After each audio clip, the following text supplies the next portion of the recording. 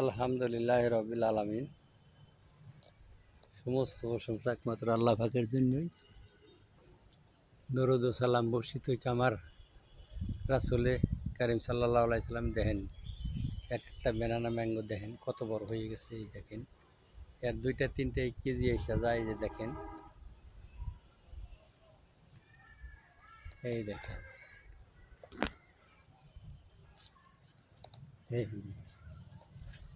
আমগুলো আর বড় হয়ে যাবে। এই দেখেন,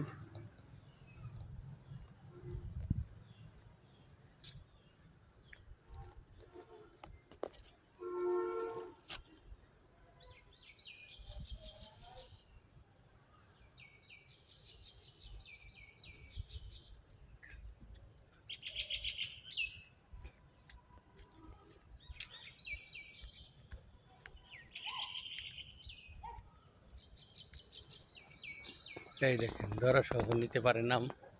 ডাবের মধ্যে আছে এগুলা। এই যে একটা 7-8টা 8টা 10টা করে আম আছে। এই লেখা জায়গায় 3টা আছে, 3টা আছে।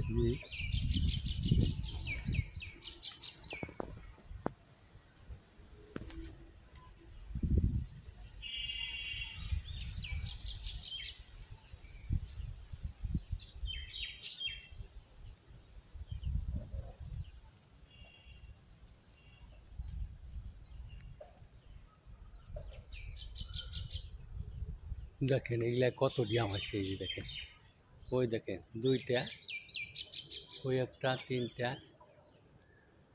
এখানে আছে একটা। এই দেখেন, এই